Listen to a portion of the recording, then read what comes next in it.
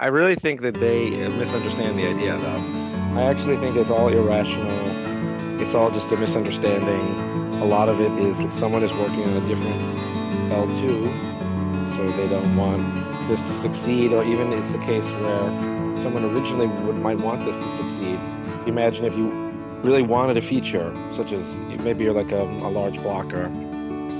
You push for large blocks on layer 1, and then you don't succeed, and then you try to maybe get the extension block, but then that doesn't work. You try Segwit 2x, and then finally you launch Bitcoin Cash, the altcoin. And now it's like the last thing you want is for BTC to actually obtain the feature. You wanted it to be that if large blocks are a winning idea, then Bitcoin Cash would be the winning investment. But I think that's a lot of it.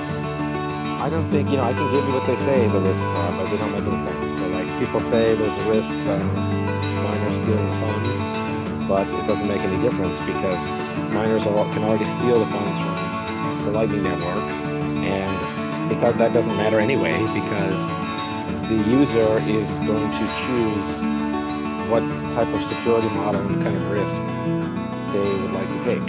So really none of it matters. Like the end user is the one. Every coin starts on L1 main chain. The user has to voluntarily send them into the Lightning Network or into Drivechain. So giving people an option they might like in the future. It's like you go to your favorite restaurant and there's a new item on the menu. It doesn't matter if it might be bad. But the way it will work in practice is people will put $20 in their first, and then they'll say. So then other people will try to come up with other critiques. Some kind of reason that says, okay, how is this going to harm everyone else?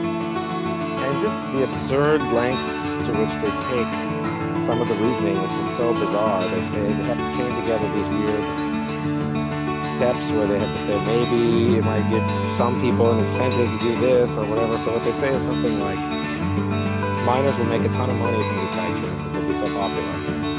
And then some miners will not take the money, and those miners will be at a disadvantage. They'll go out of business.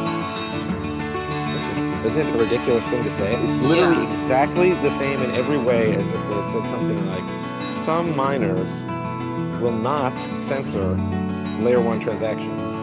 It's exactly the same. Some miners will censor and some won't. And then the ones who censor, they will pass on transaction fees that they won't get.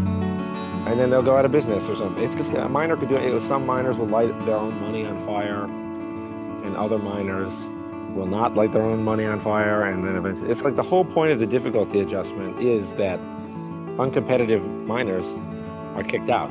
So that's always happening, and this is why I tell those critics, should we just remove the upward difficulty adjustments from Bitcoin? Should we just remove proof of work from Bitcoin? Because that's really the implication of this argument that says we feel bad for some miners that go out of business because they don't take advantage of what this is. And what it really is, it's basically for free. The only requirement is that the miner partner with a sidechain node that already exists, which costs basically nothing. So basically for free, the miners all get access to huge amounts of additional revenue in return for basically doing nothing. They have to maybe do a couple tiny things, but it's basically nothing, and it has nothing at all. It's not even comparable to if a new ASIC comes out that's like twice as efficient. Every single miner must have a business plan of upgrading to that ASIC. You can't be half as efficient. So it's no different from what they always do all the time in every other context. So those are some of these weird things to say stuff. They make up a bunch of stuff about, they try to use bad words and they tie them to this idea. Like they say stuff about MEV, like Ethereum has MEV, miner maximal extractable value, or miner extractable value, depending on who you ask.